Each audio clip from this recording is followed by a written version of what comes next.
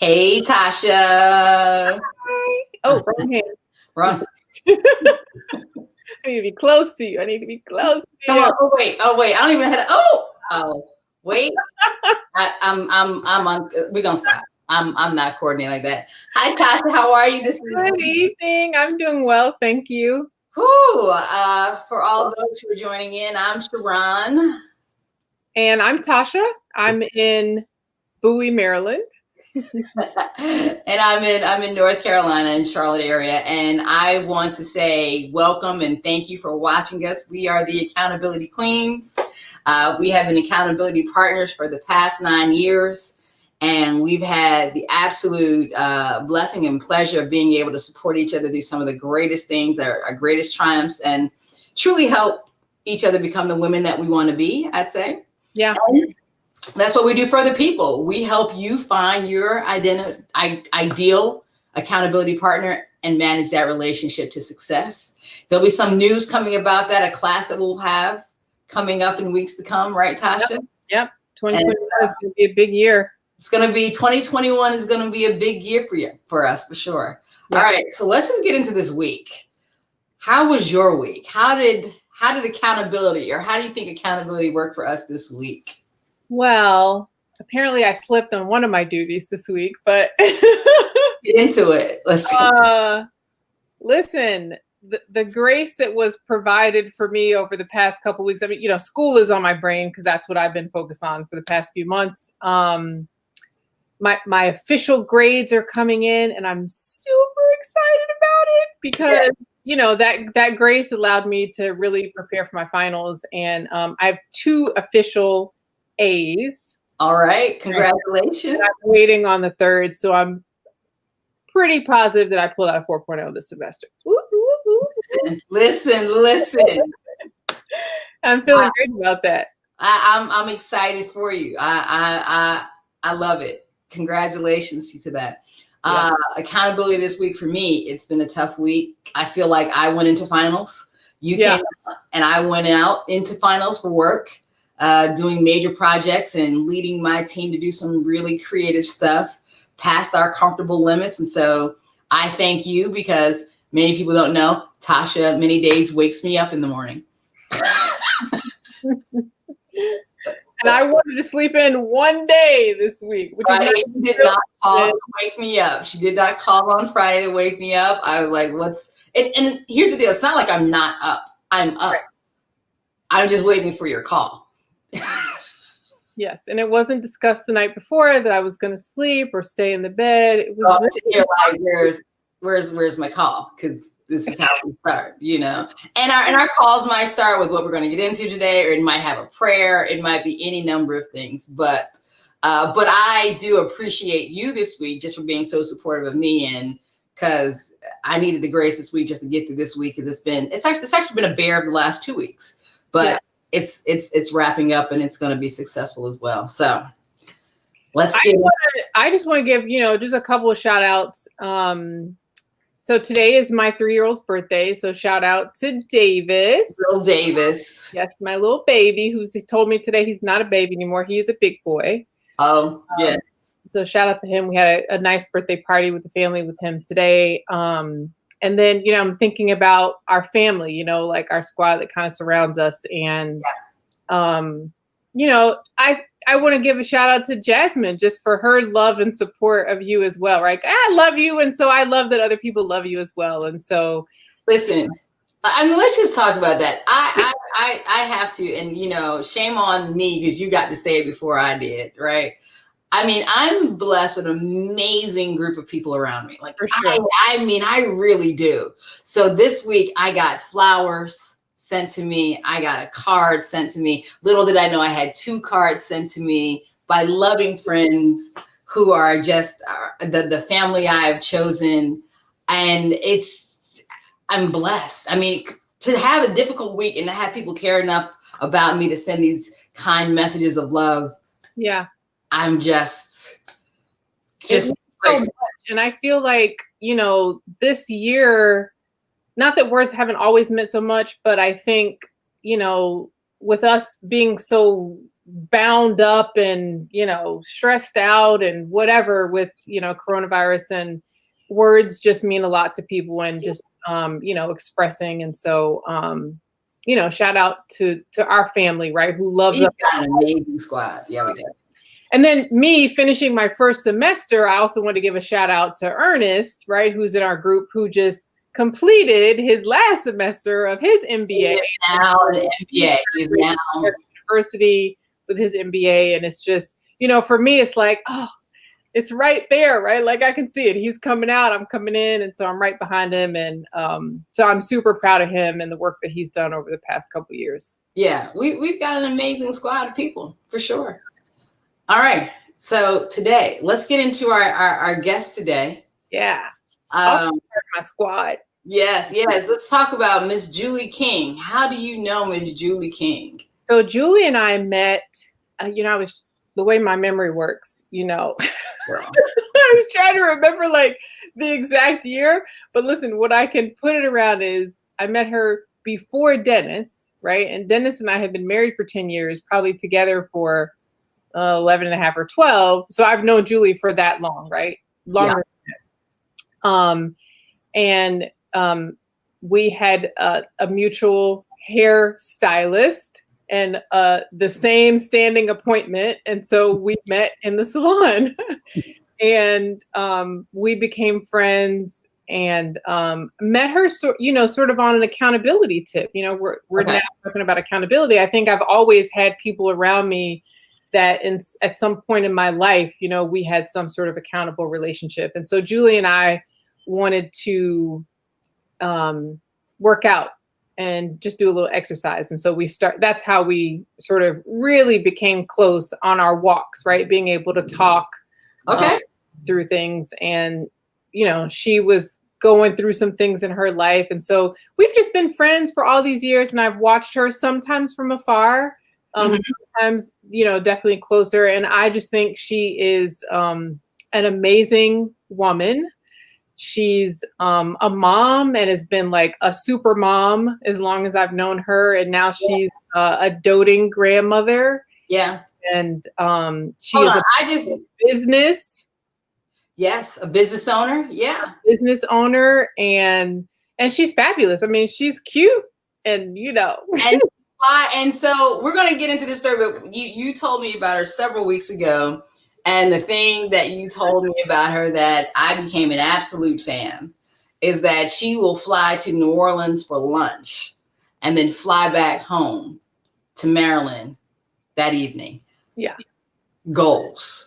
The inner fat girl in me who loves to eat and who loves to fly and who loves to travel was like, how can I get down with that life? But and I was invited to lunch. I just haven't been able to work it out in my schedule yet. And then coronavirus killed all of it, right? So yeah, but we're gonna talk to Julie because Julie, the title of our show today is How to Drop Weight and Fly.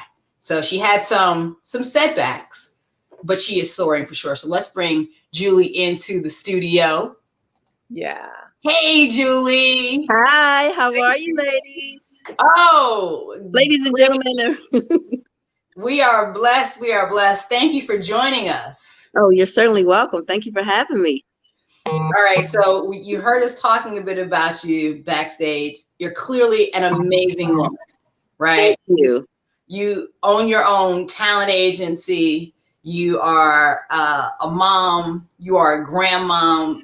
You are jumping on planes, trains, and automobiles, enjoying the finest of life, right? And even at one point, you've been held down 3 jobs while you were a wife, a mother, and a student. How did you do it all? What kept you going? Whew.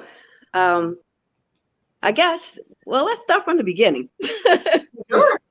Just growing up with I was going to say with a single parent, but I had in the beginning, mom and dad.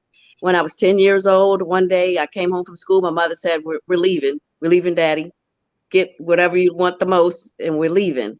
So it was my mother, and I had 2 brothers at the time and 1 sister. So it was my mother and 4 kids.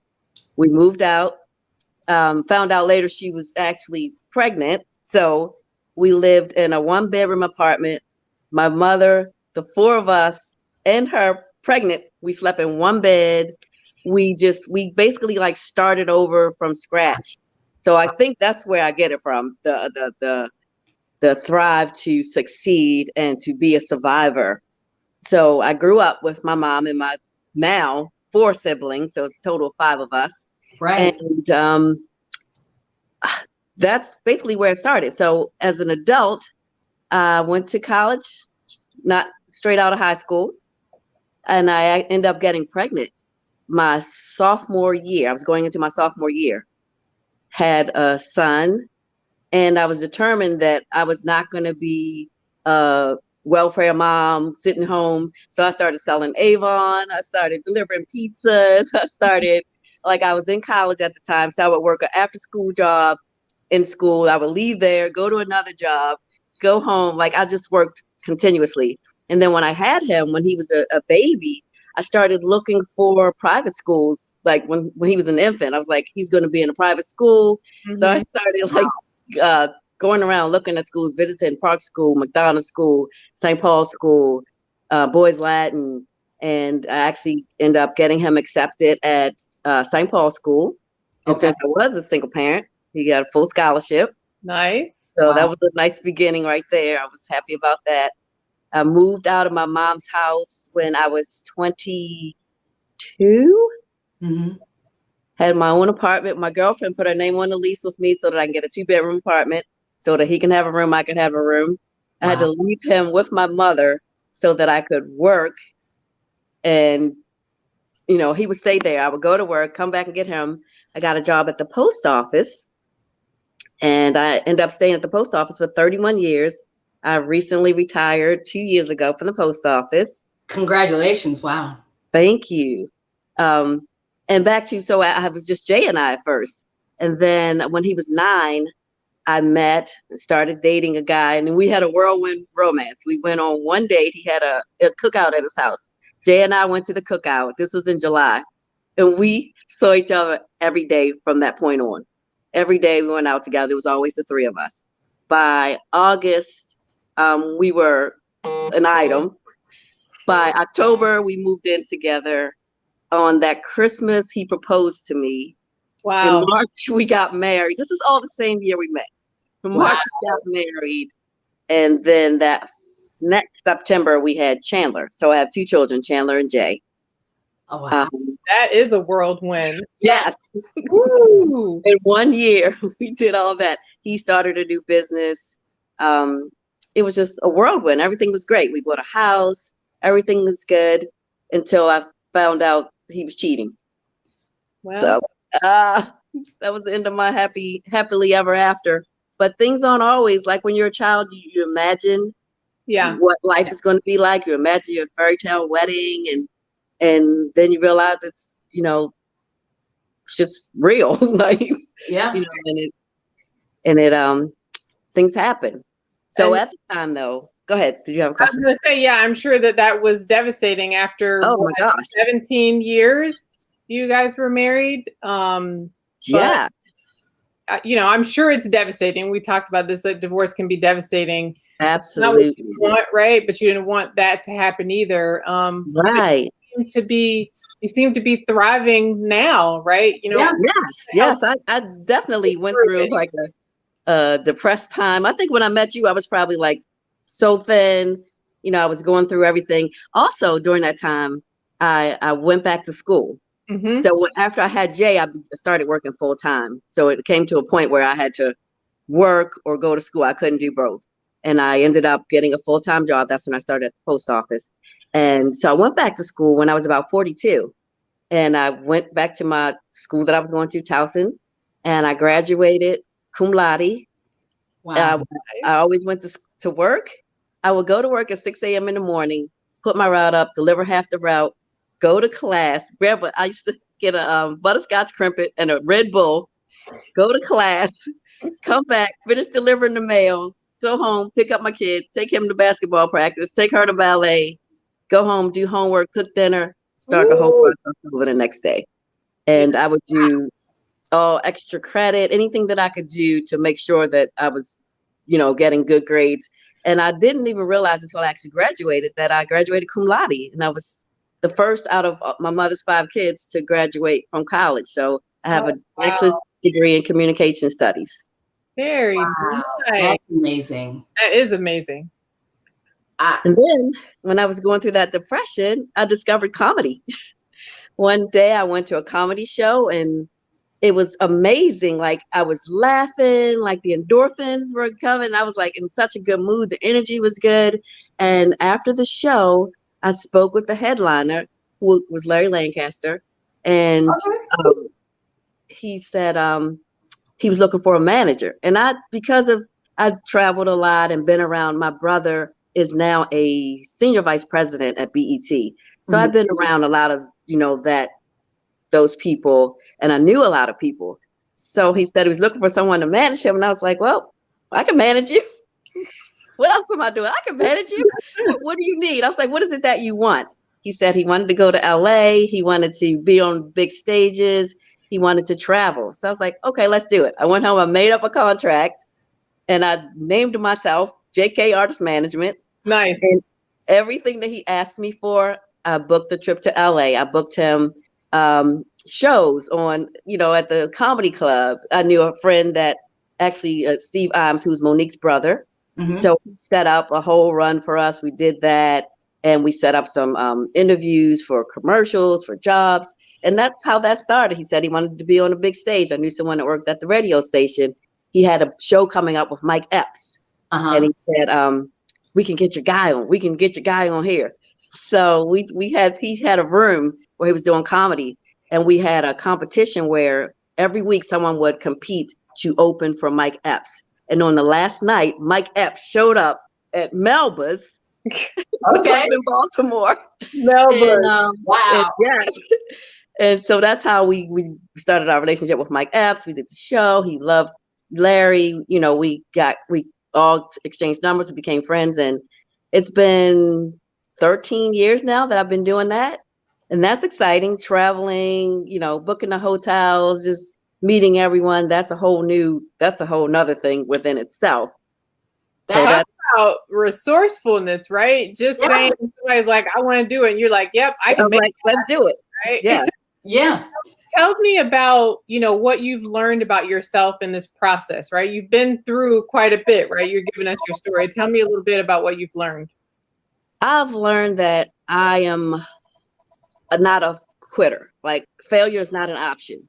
Even with my marriage, like when I realized that it was over, I stayed for 2 years. I was like, I don't want my kids not to, I don't want them to grow up in a single family home. I wanted Chandler to have her dad around. So I stayed there for 2 years. And then one day I just like, I can't do this. I have to make me happy. I can't live for them. Yeah. They're fine. They're healthy. And that actually, the comedy thing helped me like grow out of my depression and the laughter and just the life, just, life still exists after marriage if it doesn't work. And so that was a big thing. I'm a survivor, and I grew up with my mother who was a survivor. She survived cancer. She survived 3 brain aneurysms. And I was like, I'm going to do this. So that was a big help for me. Just taking a step for myself. Like I moved out. I started with nothing. I started shopping and putting bags of stuff in my car and under the bed. And then one day I was like, okay, let's go. I had been looking at apartments, and my daughter at the time was, I think, 15.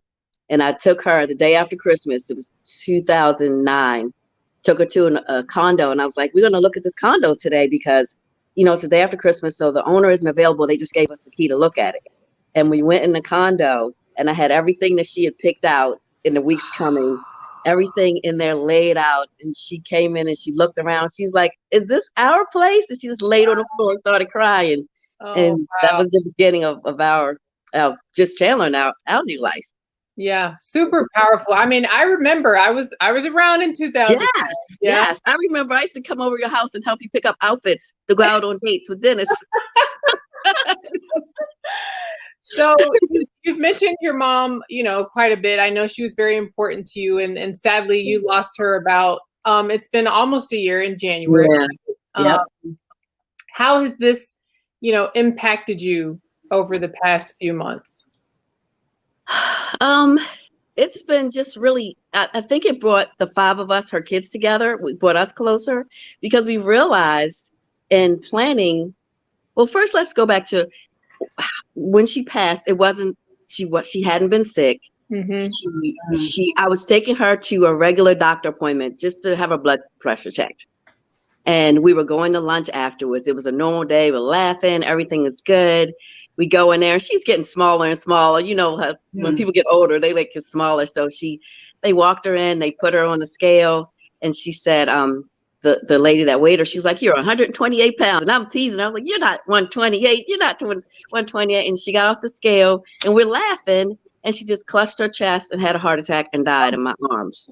Oh, and yeah, it was like the worst feeling ever. Like, I didn't know what was happening. I'm thinking, everything that's happening in this moment, I have to remember to tell my brothers and sisters. I have to, I can't let this just pass and be the only one, and I think that she knew that it had to be me that had to be with her. Like, I was always the one that would take her to the doctors, or if something happened, she was like, "Tell Julie," and then she'll take care of it. Like, even though I wasn't the oldest, I was second oldest, I was still like the little mother. So my mom used to text me every morning. Every morning she'd text me, "Good morning, sweetie," and we'd, have a little message.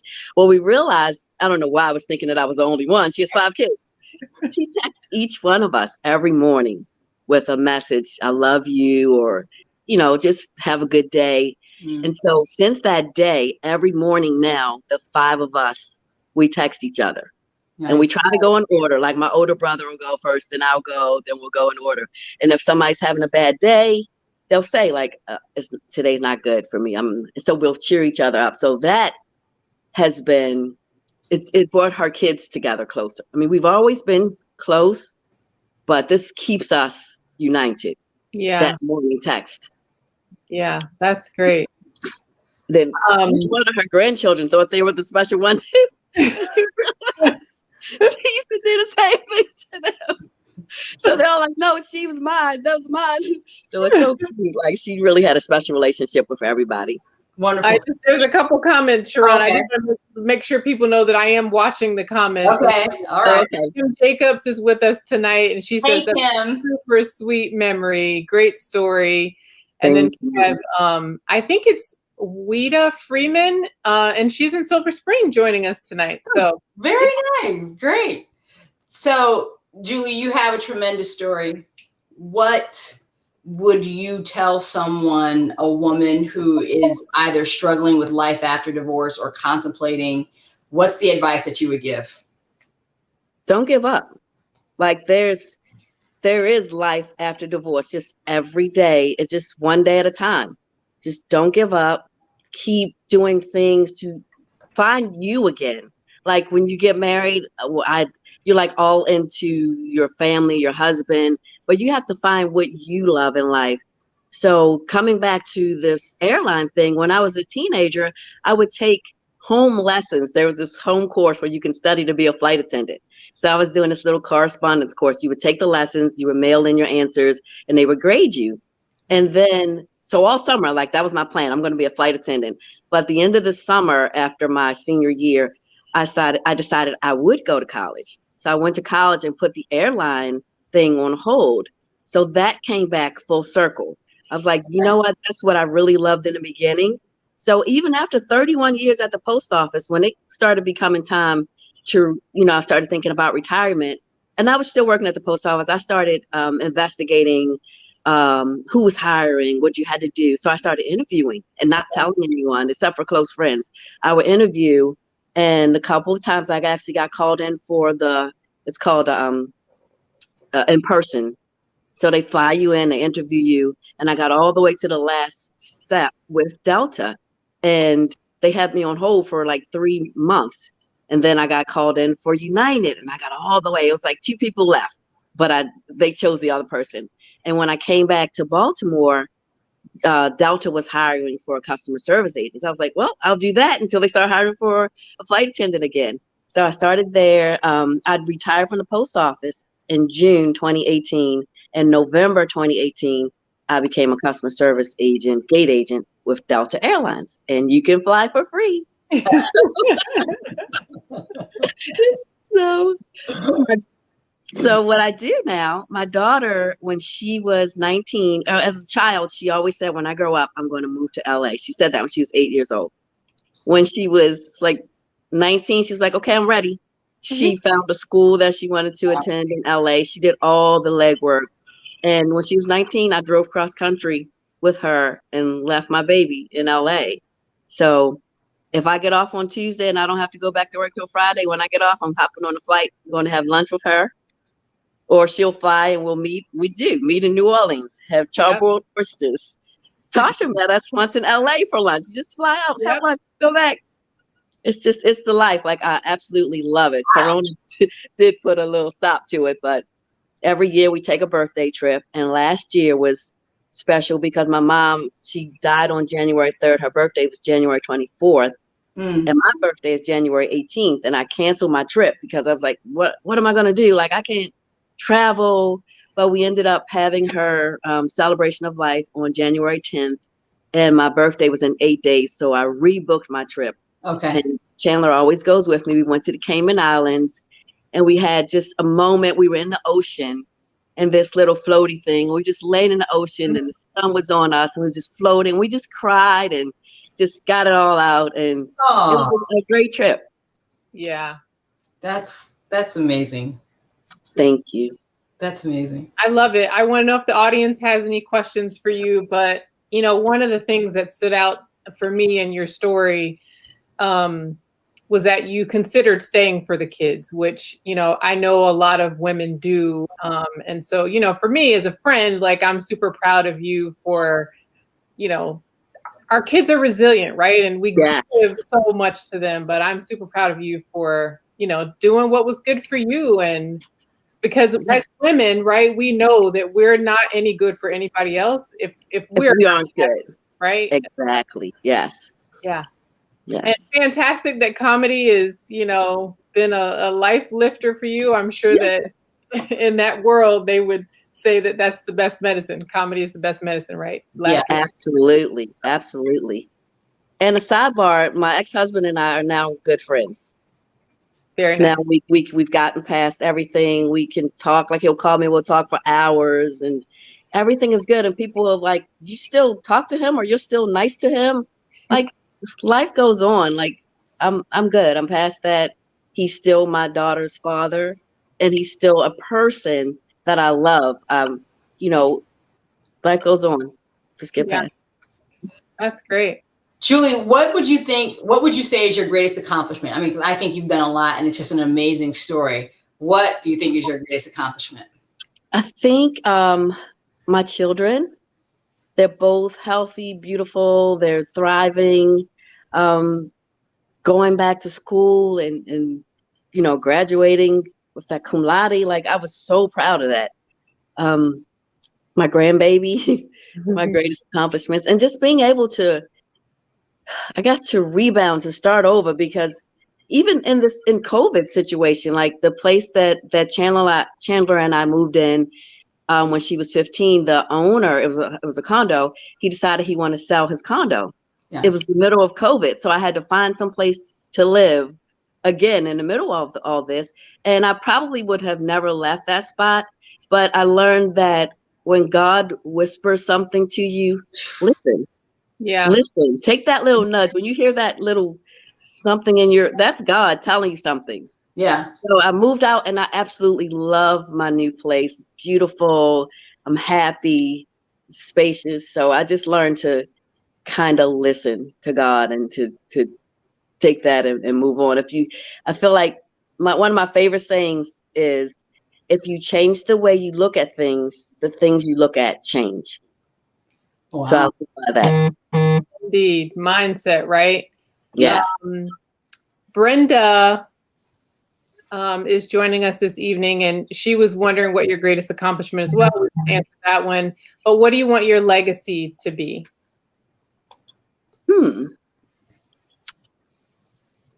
I guess that I did my best. like, I want them to know that I never gave up and I did my best. Nice. Yeah. And just like along those lines, right? What do you want other women to know about continuing to pursue their dreams? Like It's like people think like, oh, I'm too old to do this or I can't do that.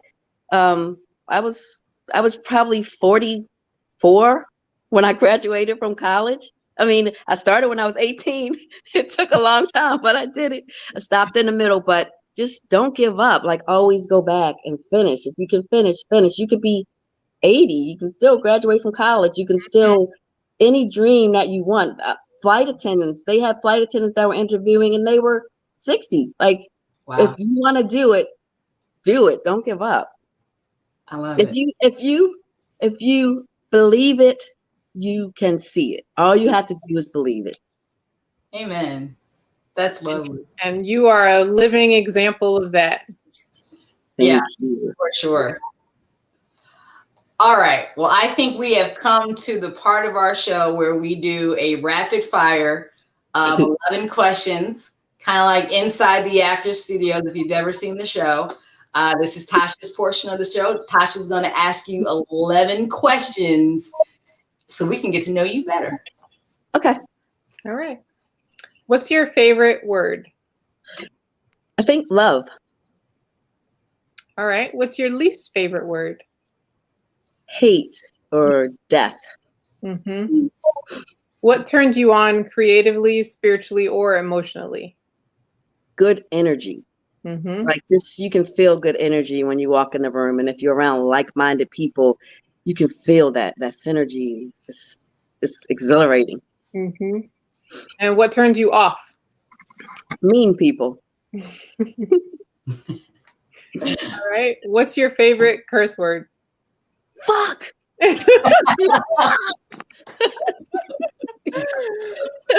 What sound or noise do you love?